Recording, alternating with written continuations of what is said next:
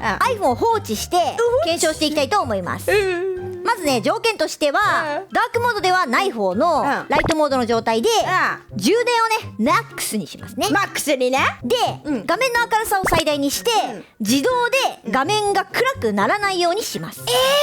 あとはね、なんか通知とかがね来ないように機内モードにして Wi-Fi と Bluetooth を全部切っておきますね。そして設定のコントロールセンターの画面を開いた状態で3時間放置して電池が何%になったかを測定します。あなたの iPhone？ ええ、友達がいないからことできる検証だ。はそしてね、ダークモードでも同じ状態で3時間放置して電池が何%になったかを記録してどれくらいの差があるのかを検証していきたいと思います。なるほどね。楽しみだね。なんかそうだね。楽しみ。ではやっていきましょう。やっていきましょう。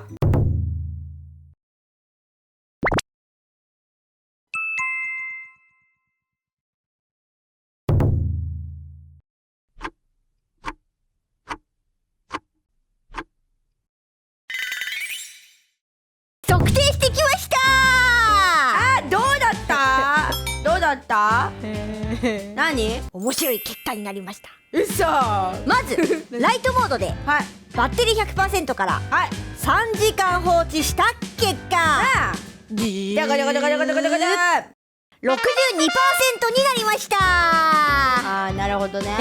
40% ぐらい減ってってことね。そうだよ。ライトマックスで3時間放置したら早いじゃん。結構早い。減りがやばいよね。減り早っ。明るさマックスでポケモン GO やったら6時間ぐらいで消えちゃうんじゃないの？5分で切れるね、それ。まあ明るさ最大でね使うことはあんまりないのでって感じだけどね。確かに。ダークは？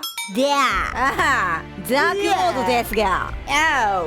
何%ぐらいになったと思う？ダークモードは。ダークはね、20% ぐらいしか減ってないと思う。じゃあ残量は 80% ぐらいだと思うってことね。そう思います。80%。これが当たったら俺に100万くれよ。やだ。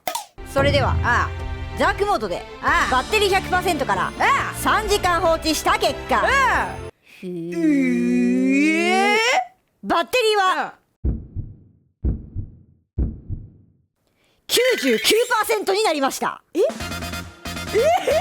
すごい。やば。取り外さったなんか。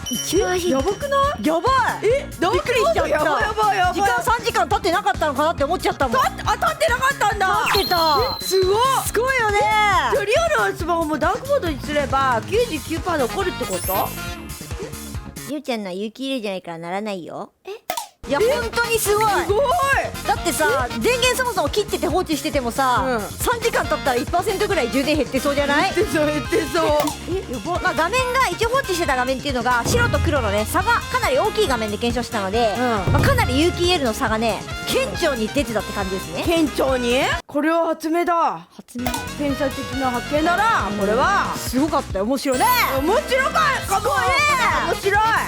こちらがねバッテリーのグラフなんですけど、まあ差はねちょっと一目瞭然ですね。これは確かにこれは一目瞭然ですわ。ということでね、検証結果はダークモードにすることでバッテリーは本当に持つでした。すごい。皆さんす素晴らしいですよ。これは iPhone XS とかね、iPhone 11 Pro とかね、有機 EL の端末の人はぜひダークモードお試しあれ。みんなダークモード使